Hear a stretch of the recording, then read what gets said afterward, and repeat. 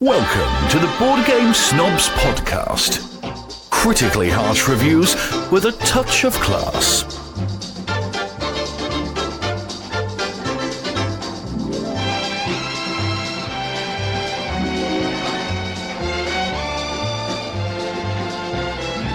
And go. And welcome back.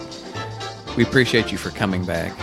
We're bringing the sexy back to board game podcasting. This is Jerry, and with me is Gabi, who's busy taking a drink of this. What is this? This is very poor, cheap Jim Beam, which is all that we had this evening. But beggars can't be choosy, right? It's on when drinker's on a budget.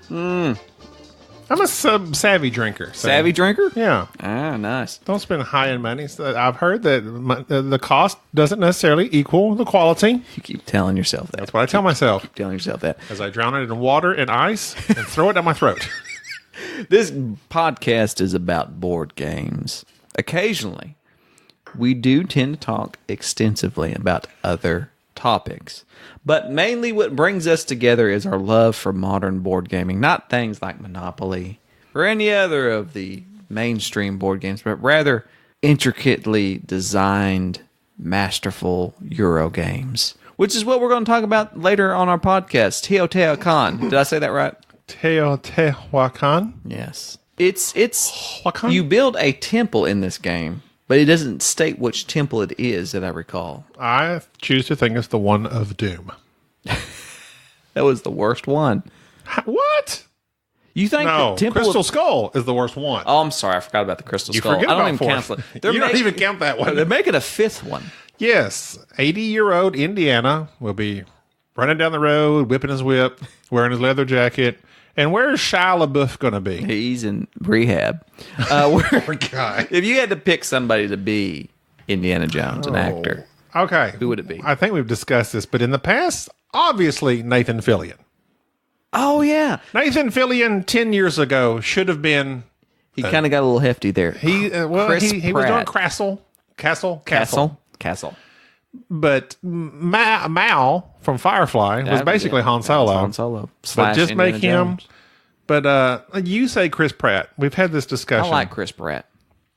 There was somebody I was watching just the other day that I was thinking they would make a good Indiana Jones. Who? What? Oh, they're like kind of funny and they're like always getting beaten up. They're a younger actor. Will Ferrell.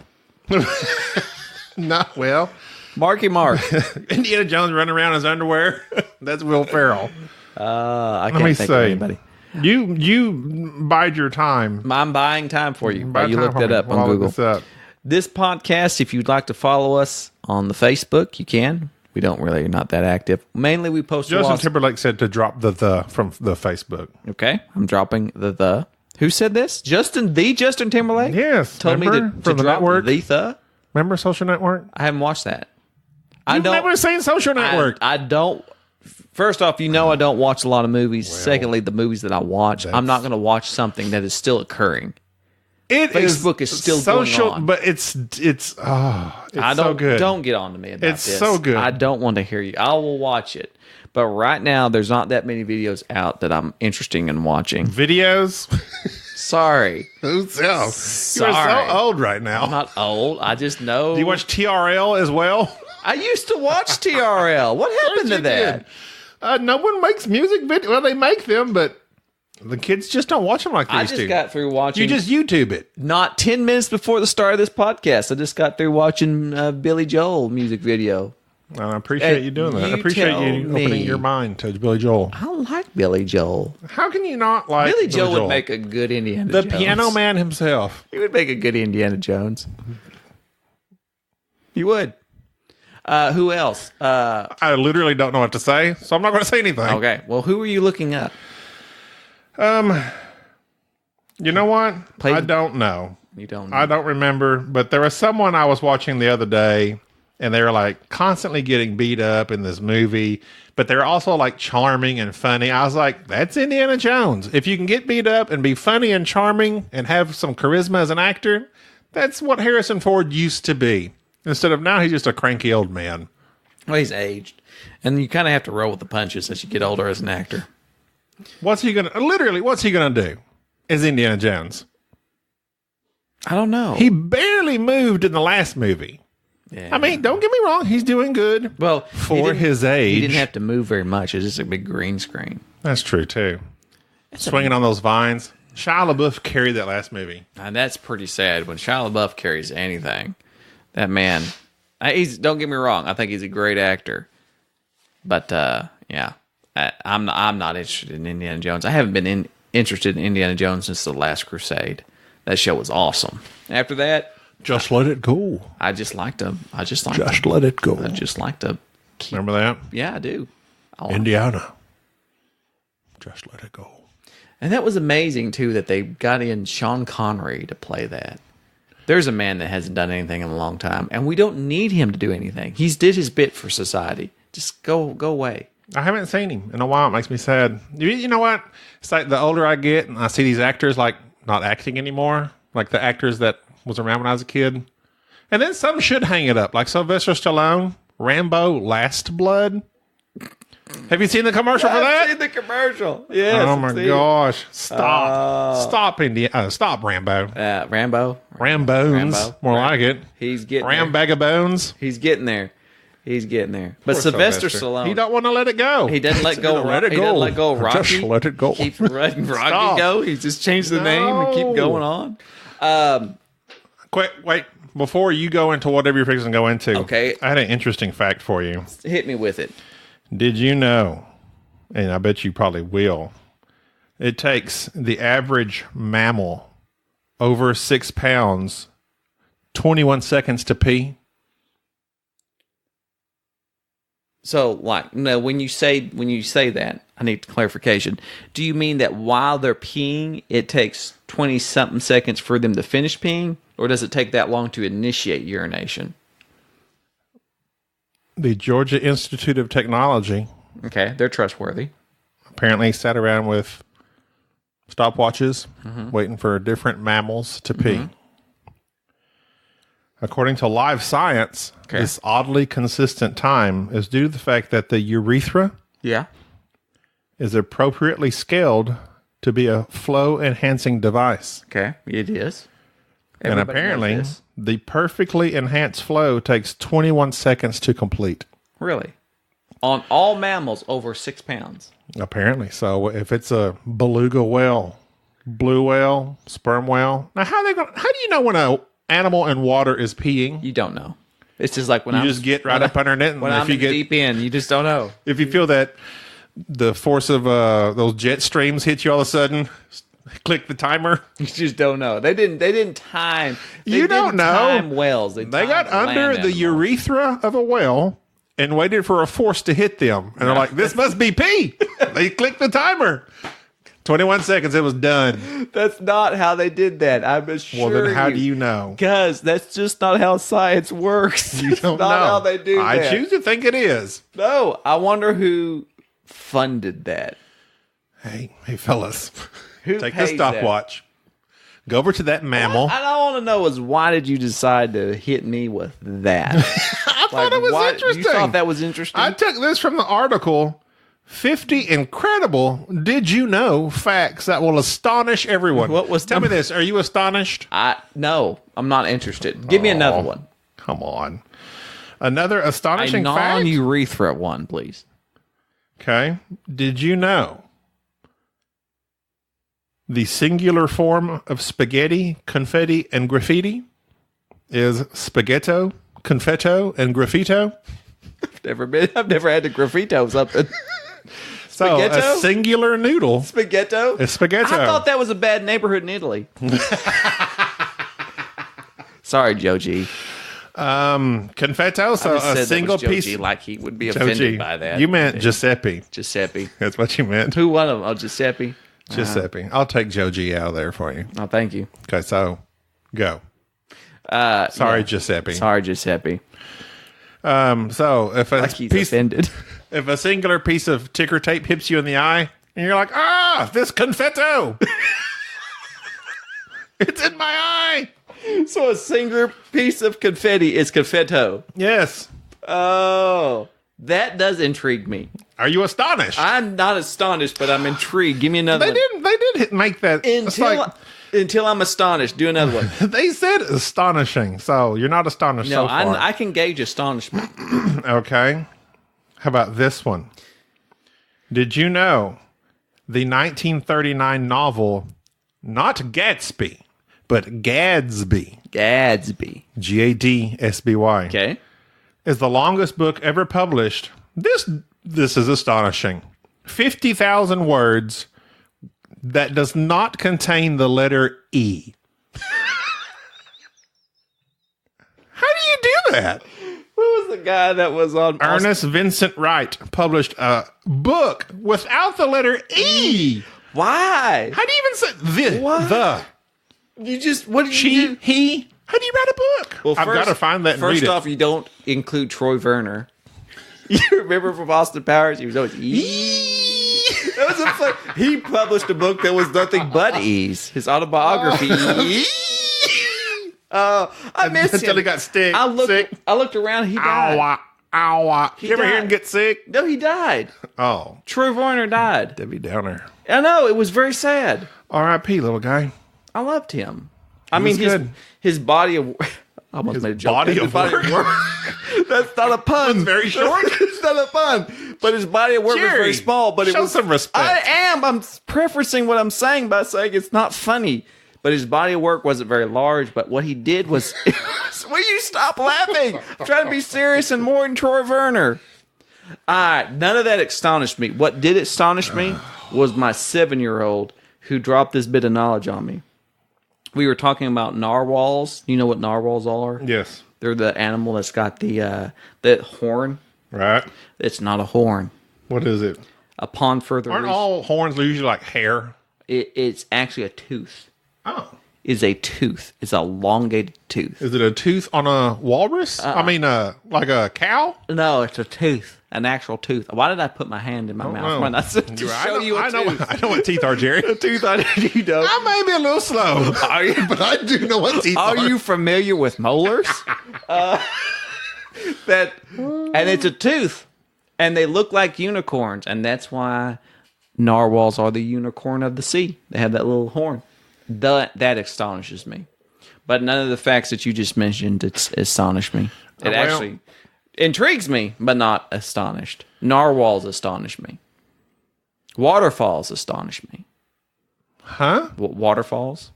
I just know you don't go chasing them. You know why? You got to stick to the waters that you're used to. I don't know why. Rivers and lakes. Oh, That's where it's at. That's where it's at. Don't go chasing waterfalls. No, but that's weird. Like, no, waterfalls are beautiful. They are. I'd rather see a waterfall than a river or a lake. Seen it, been there. It just sits there.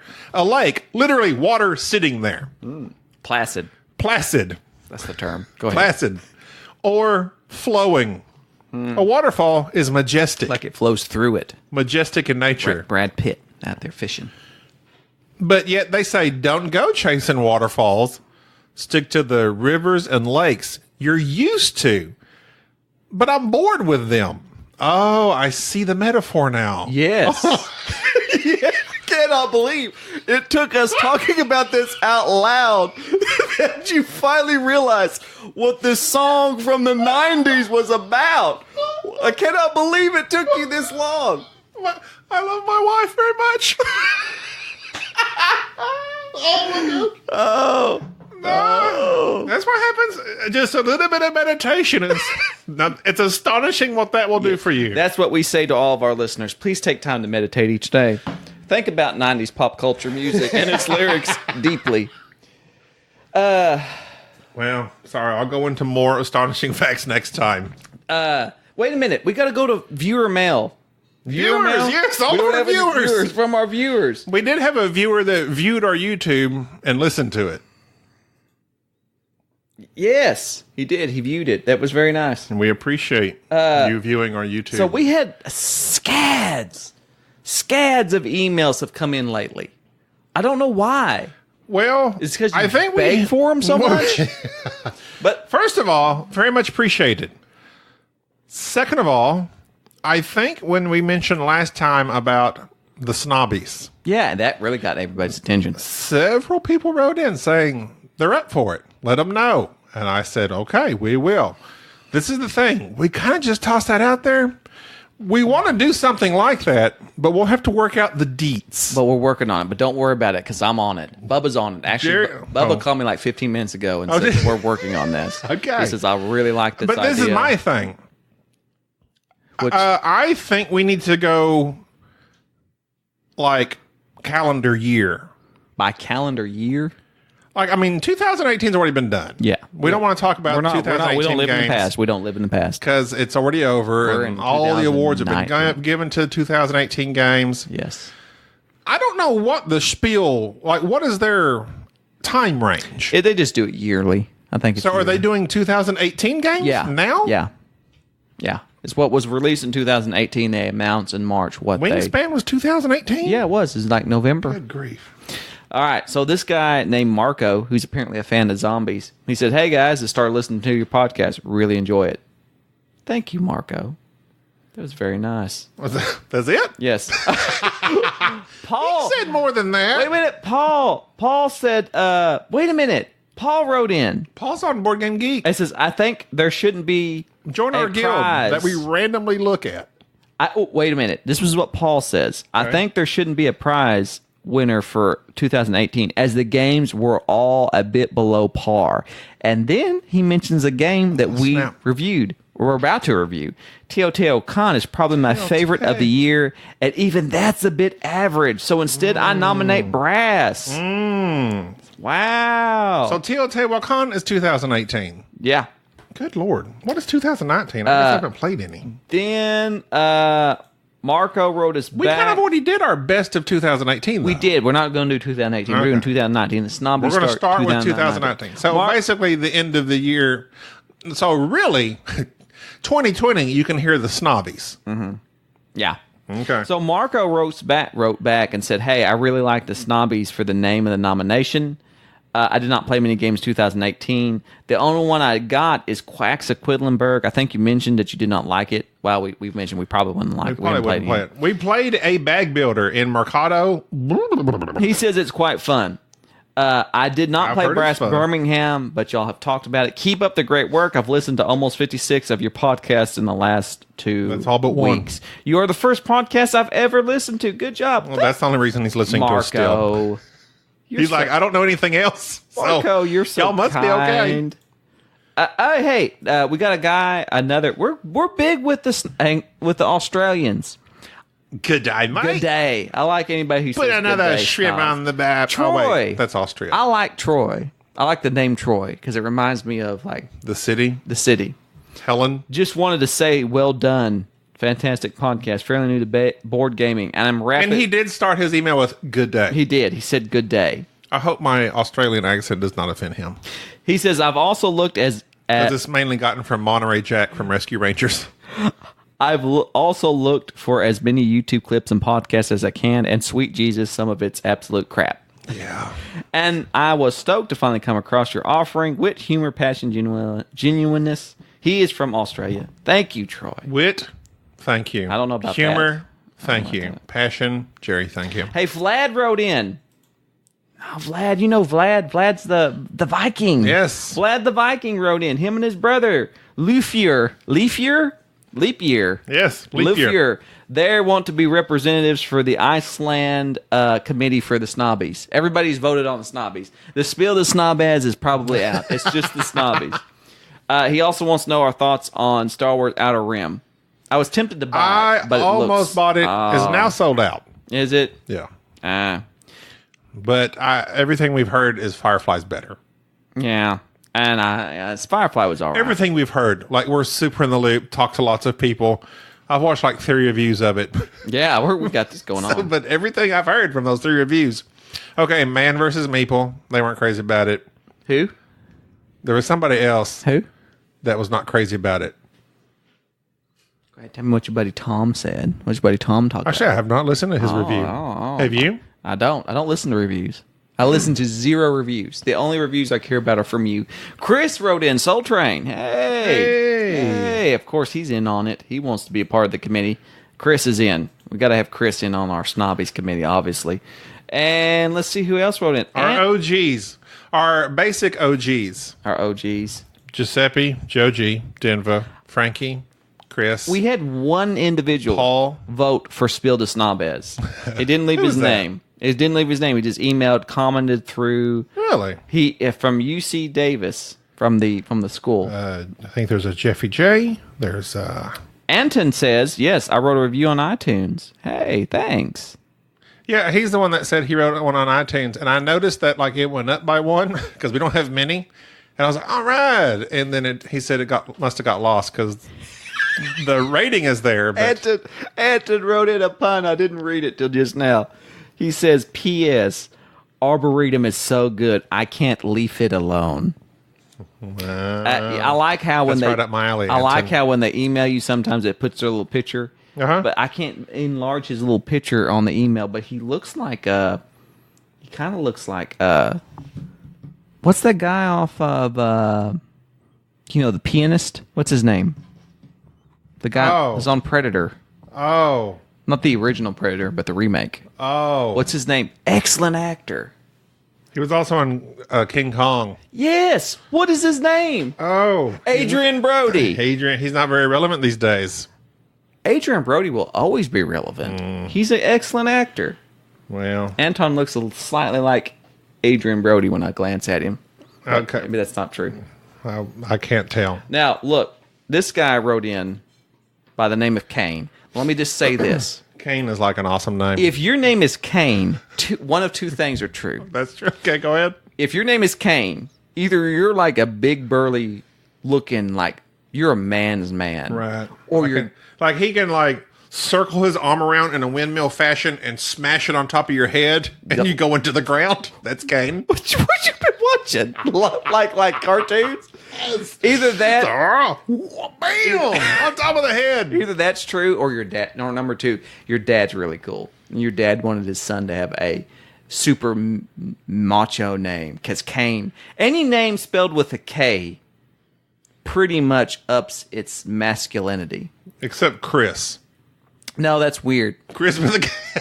That's weird. That's just a, well, no, that's. Do we have any Chris's that listen with a K? No, I'm sorry. I don't think there's many Chris's with a K. That's like a. That's not. Although it does harken back to a certain Bible story.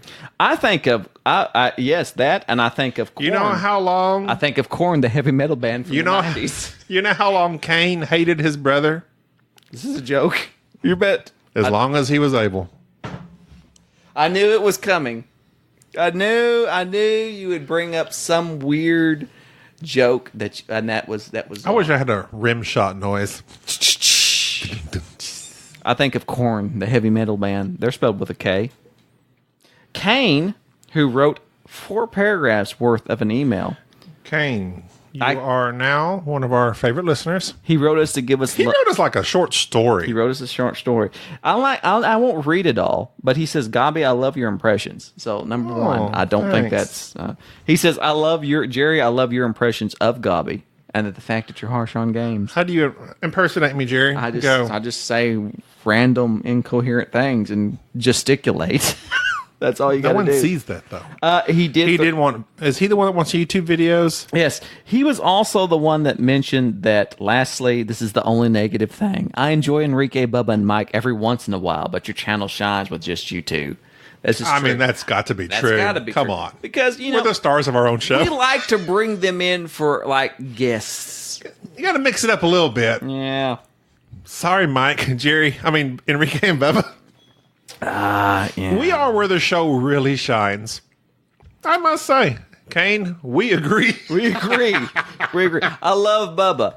I love Mike. However, Enrique's okay. we've also got. I gotta tell you. No. So, before you say what you're going to say about Enrique. Okay, go ahead. We also have a couple of reviewer. There's a guy on Instagram. I think his name's Ryan. Sometimes I forget their names versus like their usernames, but he was like more Bubba. He loved Bubba. He was all about some Bubba. Bubba's pretty Soul awesome. Train and Frankie of the North, they love Enrique. Yeah, why? Kane is all about us too. Yeah. So, I mean, it's just, you got people that... It's just like everybody loves... Well, and that's why we mix it up, because different people like different things. Everybody loves certain characters on certain shows. That's true. Everybody, like, who didn't like Data? Oh, come on. He was the greatest. Data was my favorite as a child growing up. Do you know they're bringing But him back? now, let me tell you this. As a child, Yes. growing up, Data. Bam, bar none. No, yeah. Now, Picard. Absolutely. The Absolutely. older I've gotten, I'm like, Picard. That is the only thing I'm holding on to that's keeping me alive. It's the thought that I'm going to get to see Captain Picard once again. And You know what kind of possibly scares me? Isn't he like close to 80? Yeah, but it's okay. Like, He'll how get a can few they, like- episodes in. He'll be all right. He'll be all right. Sign a contract.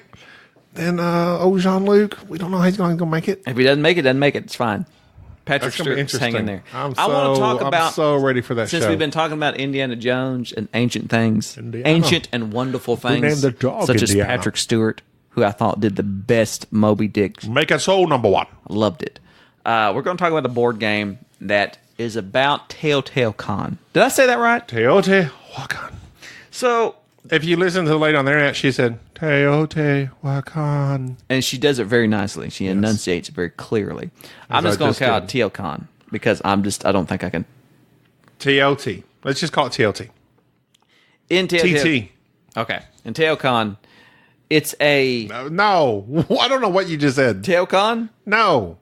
TOT. Teoti? I like Wakan. Teotihuacan better. Let's just call it Wakan. Wakan? Yes. Let's call it Wakan? Wakan. I'm afraid that sounds like maybe that's disrespectful if we don't call it by its full name. We're going to have to call Okay. it by its full name.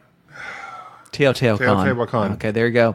See, that's why I'm very sensitive towards everybody. Oh, I'm a very yes. sensitive person. Let's slay this sacred cow. Teotihuacan. You're so sensitive. Hey, I stopped saying that. I'm glad you did. Thank you.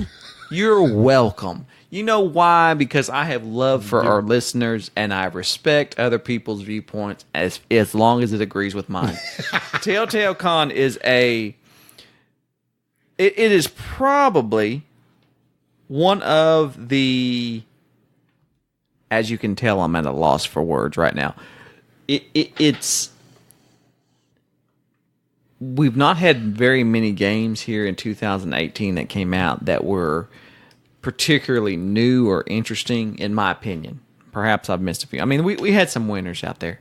But Teotihuacan, in terms of a Euro game, by the same designers of Zolkin. Now, if you've listened to our review... A singular designer. A Jerry. singular designer. Daniel Toschini. Yeah, so with Artist Odysseus.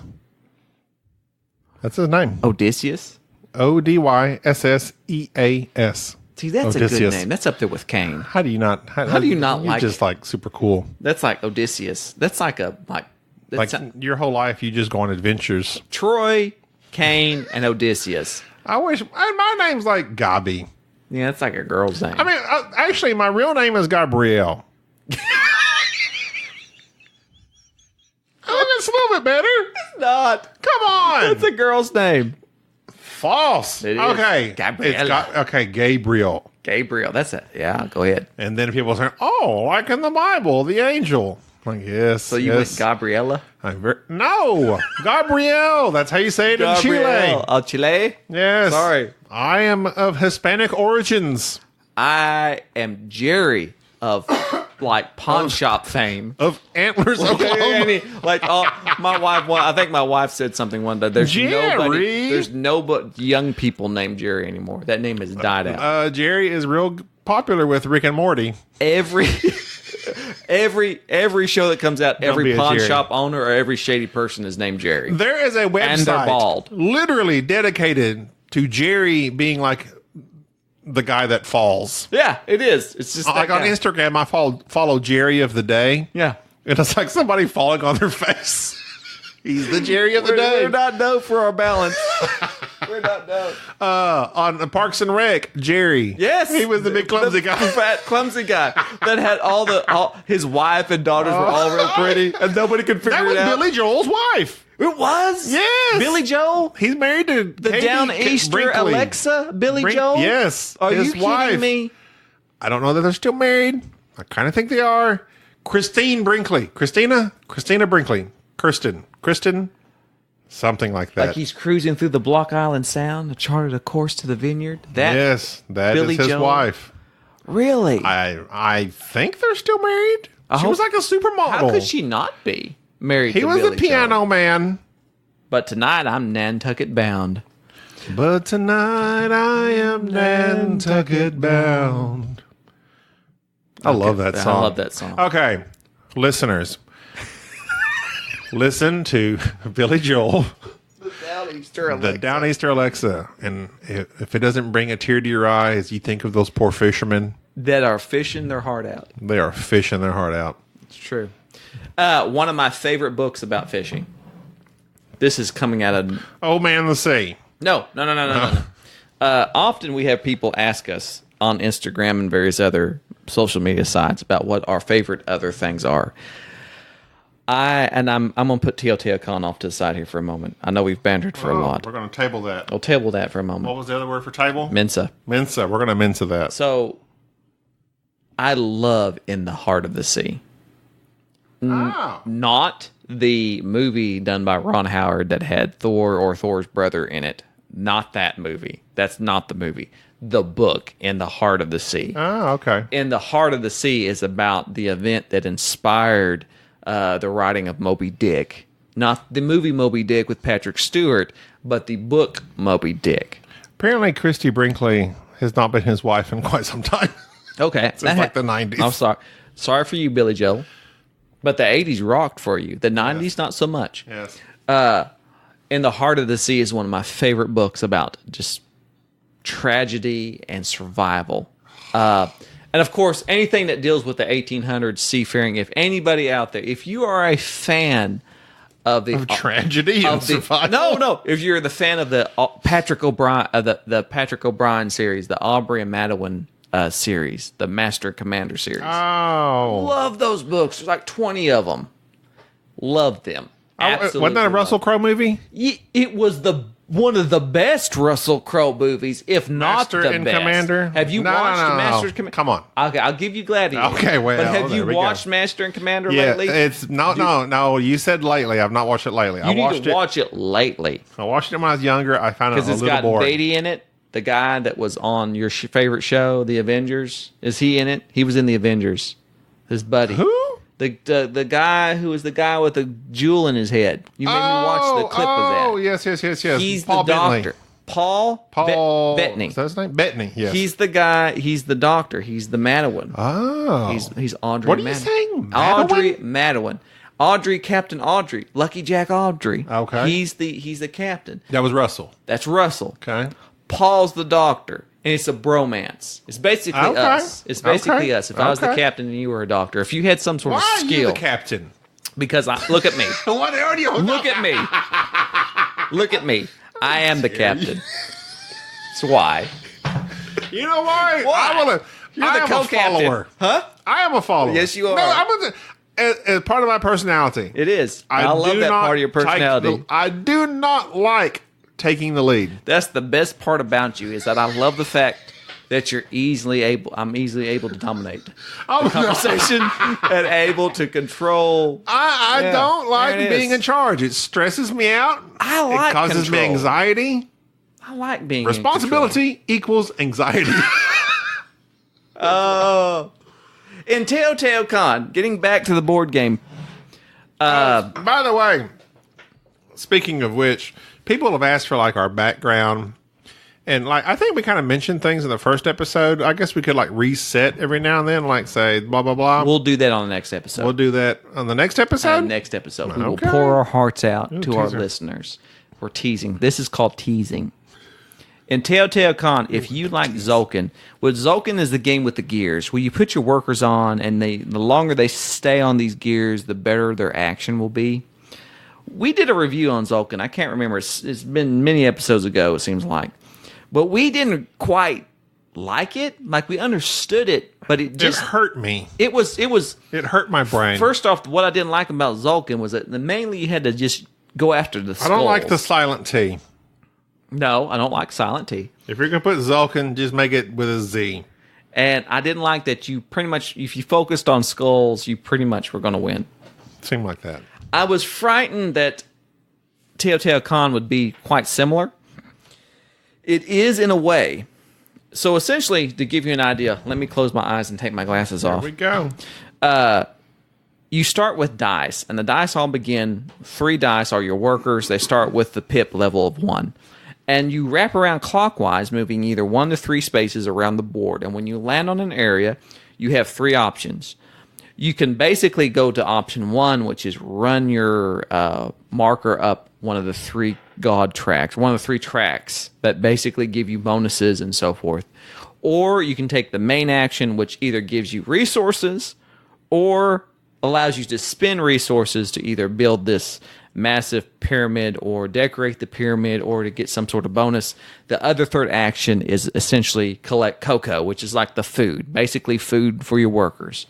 Is that chocolate? Cocoa? I hope it is. It's not Or is it cocoa? No, it's not cocaina. It's actually cocoa. No wonder they built that temple. I like to think that like they're just out there giving out like Hershey's and like hot chocolate to their workers. Give you some Here, chocolate. give you some chocolate. Yeah, and that was like it's Cocaina would have inspired me a little bit more. And I'd have had that sucker built in a day. Why is this pyramid leaning? Oh yeah! Oh, He's lifting that big stone all by himself. drug abuse is not a joking matter. And now he's dead. So, yeah. So in this game, every time you take an action, for the most part, one of the main board actions, your worker increases in rank. So from a 1 to 2 to 2 to 3 and so forth and so on.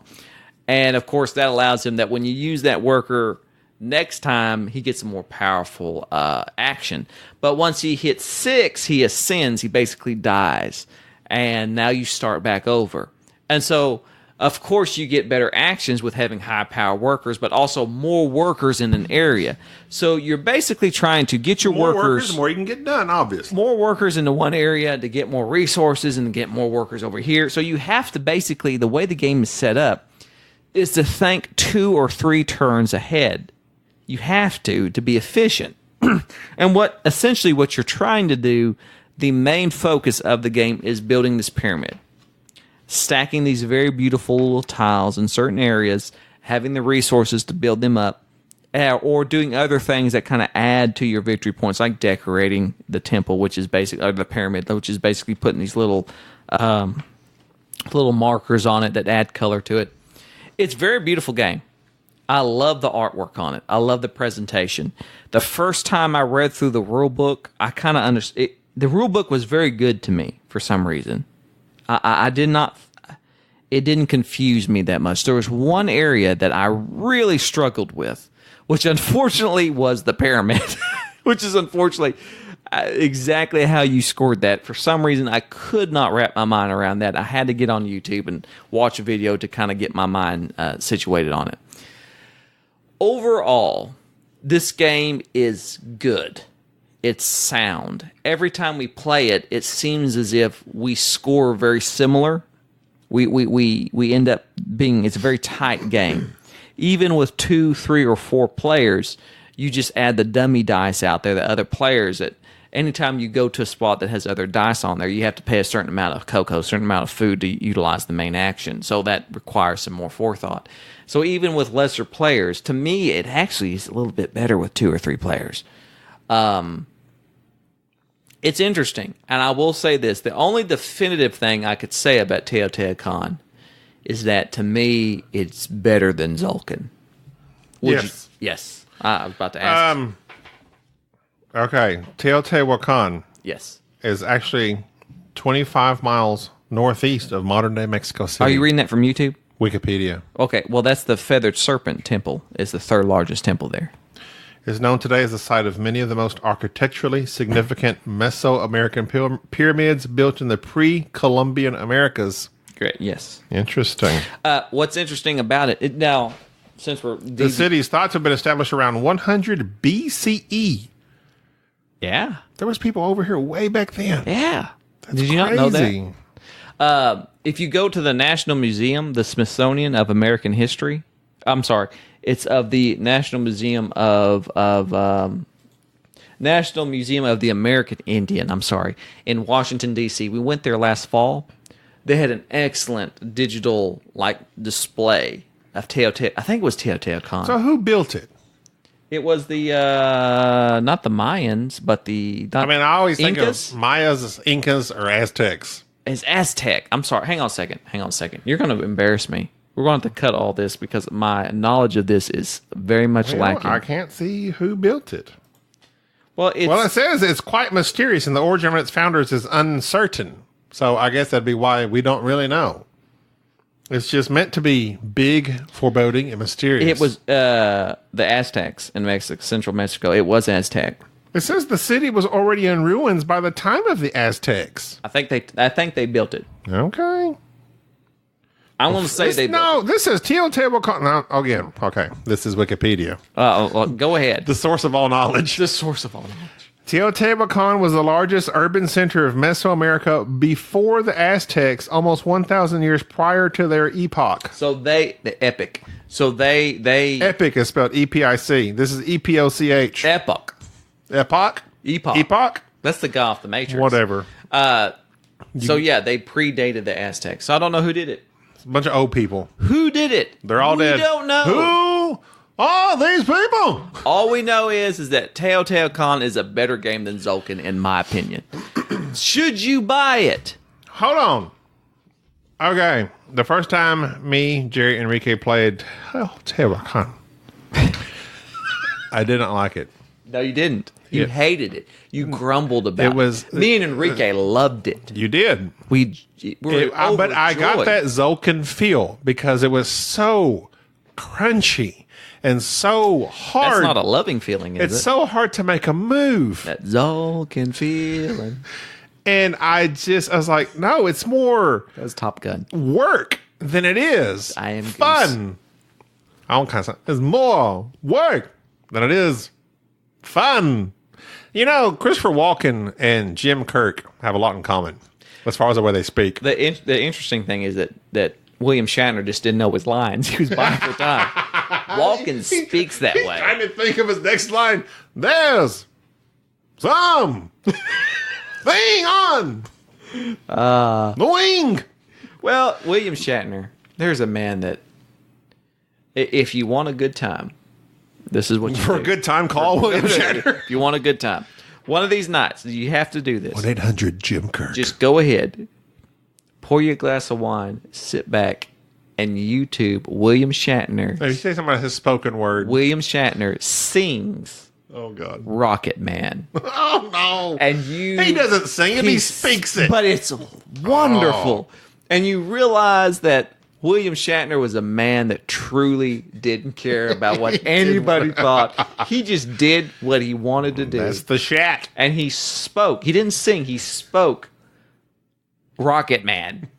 And he did it pretty good, in my opinion. I doubt it. Okay, so Teotihuacan. I played it, did not like it. I realized it was a thinky puzzle, a lot to is do. very thinky. It hurt my brain. It hurts brains. I didn't enjoy it. Not really. But I saw some potential there. Potential. I did not enjoy it. Jerry and Enrique leave. Wait, did we played it twice that We day? played it twice, We which played is it a twice in rare a row. thing that we play a game twice in a row. No, because it's a beast to set up. It is a pain to set So we're up. like, we already have this massive thing set up. It's super fiddly. All right, it's here. Let's play it again. Really, the act of setting up Teotihuacan, after you get done with it, it feels like perhaps this is what same frustration they went to actually building Teotihuacan. I feel for them. Now I understand. Now we understand. And it's like the rules didn't say how to set up the game. And then after that, it's like, okay, you finished the game. You just set it up. Just so begin we to play. played it again. And it kind of has this rondelle aspect It to is Rondell. Again, There is no Moncala, unfortunately. No Mon. What happened to Moncala? He's not here. He doesn't have anything to drop off. I liked him a lot. Well, he's gone now. I didn't like it the second time. But I see the genius there. There is some genius there. Jerry leaves it with me. Who bought this game? Me. You bought this game. I bought this because the guy who designed the Solo, which I did not like, is the same individual who designed Anachrony. David Turksey. Thank you for that. I don't particularly like the Solo in this game, by the way. Well, I will say this. I played it solo. Played it solo. Twice. It's fiddly. Very again, fiddly. Because, like, it's not like every tile, like, okay, there's some tiles you will either get benefits or you have to pay benefits. And there's other tiles where you will increase the power of your worker, and other tiles where you don't increase the power of your worker. So, like, every time I made a move, I'm like, oh, what does this do? What does this do? What does this do? Now, if I played it 5 times in a row, I might finally get that down. I've only played it twice solo. It's enjoyable. It is a good solo, and it will beat the crap out of you because he actually gets points on his resources. Like, he had like 21 points in resources last time I played. I get points on my the resources. TLT bot. Then, okay, so then I'm like appreciating the game more. Yeah. I play with Jerry just today. We played a 2-player game. And I'm stomping you. I'm sitting here playing this game thinking, I'm blowing you out of the water. What is he even doing? Like, what are you doing? You idiot. And then the game ends. What was our score? 107 to 106. Okay, explain that. This is, and I've said this before in the past. Gabi has heard me whip out my soapbox many a time, my Amazon box, about how I love games where the scoring is done right. I hate games where there is a runaway leader. I love games where you have an objective. There's maybe different ways to meet that objective, or maybe there's just one point that you're going to. And to me in Teotihuacan, there is just one point. Well, there is the pyramid. It which is you build that focus pyramid. on. I focused on that a couple times, but I did manage to get it with the Avenue of the Dead. Yeah, where you build little houses, like a cemetery. Gabi focused a little bit more on that. And I had that one thing that gave me 3 extra points. I went there. It gave him extra points, and I'm completely ignoring that. I'm on target. I'm on objective. I am just killing it. Actually, at the end of the game, I thought I had you beat. Barely beat him. But then you and beat me by 1 point. I love that. I love a game that good. is this tight. This game is... If I had to make a recommendation, it would be this. If you like Zolkin, if you're one of those guys that are still playing Zolkin, If you like your brain to burn, shake it and go ahead and get this. This is a good game for that. this is one of 2 games so far in my gaming period of life. Gaming period of life. Go ahead. 878 Vikings would be the other one. Yes. Really? I started off not liking. Yeah. You were, Like, I don't want to play this game. yeah, you don't want to play it at all. But I enjoy gaming in general. So even games I don't like, just because I enjoy gaming, I will play it again. Mm-hmm. So I've played this one 5 times now. And on this 5th time, we're 1 point apart. I'm coming up on you from the rear. And like, I think I've got you beat after you've been ahead this whole game. And I'm like, oh, I'm going to sneak up on this rascal and I'm going to get him. Bam! Rascal and then, no, you beat me by 1 point. By 1 point. 1 point, I know, like the whole, it doesn't matter if it's an inch or a mile. Winning is winning. But the fact is that this game is the negatives towards it is this. It is a beast to set up. It's a beast. It is a beast to learn. It's awkward to score. It's awkward to score. It's very fiddly. It requires you to win Okay, I will say it's fiddly also mainly if you have less than 4 players, because then you have the bot players out there to take up spots. I actually think it's a little bit more fiddly with more players because you Really? have to remember to move that marker. That round marker just eats me alive. Yeah, we forgot like That a couple round times. Like, marker just eats if me you alive. ascend or after it, you got to move that round marker. This is a game that's kind of hard to recommend because It one, is. for games that came out in 2018, this is probably one of the better ones. For board game snobs, me and you, That's it. That is players us. of our ilk, We are of the ilk. we like games to hurt our brains. Painful. Hurt me. Hurt me This bad. game is tough, It's bad. It's tough. but the payoff is good. But you have to play it and commit to it. And so that's what I'd say. It is not thematic. It is It's straight up Euro blandness. This is a game that Point salad. This is a game where the theme is not derived from the actions. The theme is derived from the presentation and the artwork. Yes, So if you love it's a setting. the setting, if you love Zolkin, buy this game. If you are a type of person that loves heavy Euro games, for instance, maybe you're a Feld fan, which we're not particularly. Maybe you're one of those guys that really, really like, or gals that really, really like games that you have to play multiple times to see the beauty of them. I think like Madeira or other heavy cardboard games. Then definitely Teotihuacan is a heavy game. It's not something that I can recommend to just all of our listeners because I'm afraid that somebody who likes a medium weight Euro is going to buy this and go, oh my God. holy cow. Yeah, that's a lot. It's on the heavier side. This is one of the heavier board games that I like. And it's not so much, what makes it heavy though is the fiddliness of it. Yes. It's not there is a lot of thinking, but like 60% of the heaviness is from thinking, the 40% of it comes from learning it and the fiddliness. What is there, 8 actions? There's eight or nine different. 2, 3, 4, 5, 6, 7. There's 8 actions you can take, but really you only take 1 per turn. Yeah, that's all you do. So on your turn, as Jerry said, you have 3 actions to choose from because you can advance up to 3 spots. So 3 actions to choose from. You can only take 1 of those, and there's only 8 entire actions in the entire game you can take. So you will get used to it. You will get to understand it. It may be overwhelming at first, but once you get into it, it's a good game. It's a good game. I like it. And it is, I have to say, David Turksey, he needs to keep up that solo mess. I saw him on Board Game Geek. He said he did Dice Settlers. Like, he designed Dice Settlers. I haven't heard rave reviews for Dice Settlers, but because he designed it, I'm interested to play it just for the solo. Yeah. That was one of those that was strange. And let me get off on this tangent for a second. Go ahead. Are there any designers that when you see their name attached to something, it makes you go, I'm going to blind buy this game? Because that's what happened. Blind buy? No. That's what happened to me with Teotihuacan. Is that I saw it, I looked at it and thought, I don't like this. And then for some reason, I was looking on the solo board on BGG and I thought, oh, wait a minute. That's the guy who did Anachrony, who designed the solo. And then I looked at the designer of this game and was like, oh, that's the guy who did Zolkin. Is he one of the Zolkin guys? No, he's not. Oh, he's not? Well, the guy who designed this is the Zolkin guy. The solo guy is the guy off Anachrony. Oh, okay. And I thought, wait a minute. And I bought it just based on that. Like, literally, that was it.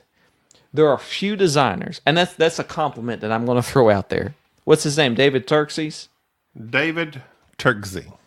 Excellent. I'm guessing that's how you say He's it. an up-and-coming designer in my mind. With Anachrony, I haven't played Cerebrum. There's Cerebrum, the card game, out now. And also the individual here with who obviously the senior designer of the guy who did Zolkin and this game here. Obviously their names are out there. They're people that you can kind of trust that their games are at least going to be sound mechanically. Oh, are you sure this guy designed Zolkin? Is he one of the designers? I believe so. Oh, no, there it is. And Zolkin. Yeah, okay. and Zolkin. Yeah. So like that and Martin Wallace. If I see Martin Wallace, I'm interested. Martin Wallace, I will say this at this point in time. Martin Wallace can do anything and I'll buy it. There were 2 designers I trust at this moment. Okay, go ahead. Some are not as great as others. Mm-hmm. Simone Luciani Okay. and Martin Wallace. Really? Simone has been a little hit and miss. He has? Coimbra? Was he in Coimbra? No, he was not in Coimbra. Or was he in Coimbra? Okay, he was I don't not know. that. He wasn't that side of Coimbra. I'm speaking out of he my has been butt. in Grand Austria Hotel, and he's Okay. been, which is good. That was good. And he has been in our favorite Lorenzo Lorenzo. is one of my tops. Martin Wallace. I'm not a fan of all train games. I'm not. Railways of the World, people rave about that game. We weren't crazy about it. I enjoyed it. I could see the design was excellent. It's just not our style. Australia. We have not reviewed Australia. No, we haven't, but I want to buy it. Martin Wallace, he's a hit in my book. If he designs a game, I'm interested. I'll say that. I'm interested. No, I'm not interested. I'm buying it. Jamie Stegmeyer used to. Stegmeyer Games, I was like, boom, I'm in. Viticulture, Scythe, I'm in.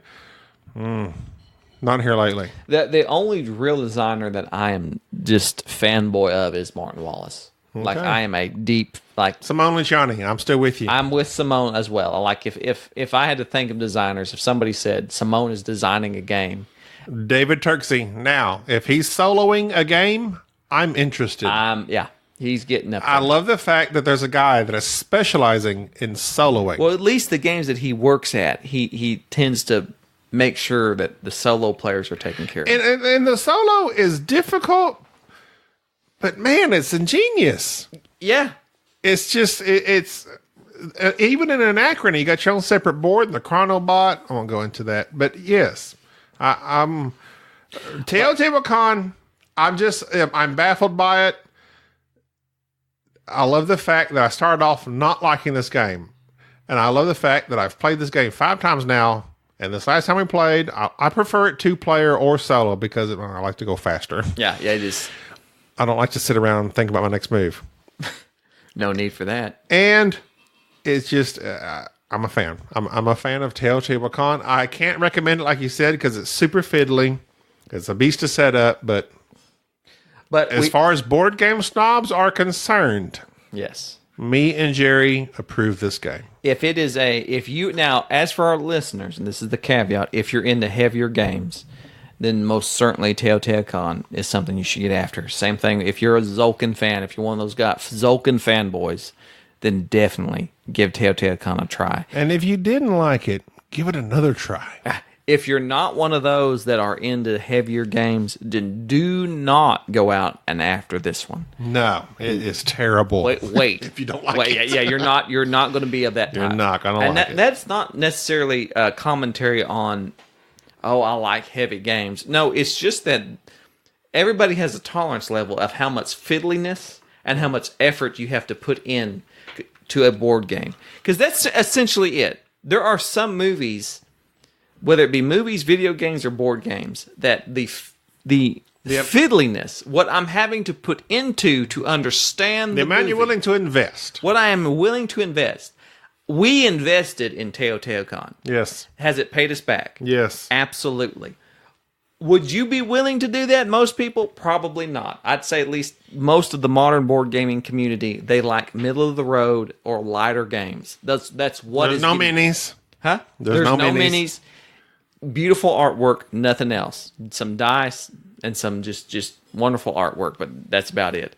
So if you're in the middle of the road games, I wouldn't necessarily recommend it. But so far, it's been interesting to play. A surprise hit for me. It was surprise. I'm not going to say it was surprise. I'm not going to say it's a top 10 for me, but it was a surprise. It was a surprise. Not. You know what? No, I'm not going to say. Like, this game is surprising me every time I play it, how much I'm enjoying it. I'm like, my God, I started off hating this game, and now I'm like really enjoying it. The surprise was Captain Aubrey's ship. Did you know that? The surprise? The surprise? That's Captain Aubrey's ship. What about the USS Minnow? I don't know who that is. Gilligan's Island? Did you watch Gilligan's Island? Yeah, all the time as a child. You did? I loved Gilligan. What was the skipper? What was the 2 chicks in it? Ginger and Marianne. Marianne. So that was very blatant. Like, they knew the show was just going to be sort of like, we need to have boys. Yes, like we got to have some pretty ladies in this show, and so they did that. And it was interesting. They picked the sophisticated, fancy one. And then the down-to-earth girl next door, and they were both, like, super attractive. Well, so, like, what did the producers of that show, like, even now, it frustrates me when I watch it. The fact that we're talking about Gilligan's Island 30 or 40 years after it aired, they knew what they were doing. I'm whipping my soapbox back out. Go. It irritates me when there is a show that the characters have been so blatantly cast. It's like, you're the pretty girl, you're the handsome guy, you're supposed to be the archetypes. I hate archetypes in any type of movie or television show. We should be past that by now. Super past that. Why is character is character development too much to ask for? It's 90% on Rotten Tomatoes. Gilligan's Island is 90% on Rotten Tomatoes. I find it fascinating that anybody who watched Gilligan's Island would rate it on Rotten Tomatoes. Well, they got off the island and then they came back and made it into a resort. They did a spinoff of that. I can't remember what it was named. I don't know how many of them are even still alive. I will tell you this. Mike Rowe does a very interesting podcast about the guy who played the skipper. What's his name? The skipper? Yeah, can't think of his name. The skipper is Alan Hill Jr. Talks about his life and what he went through to become an actor. Marianne's 80 years old. Yeah, man, she's up there. 80 years old. She was just a kid. It's been a long She was born in 1938. Let's see, Gilligan's Island. 1938. 1938. Wow, that show has been First awesome. episode, 1964. So 38. So 48, 58. Wow.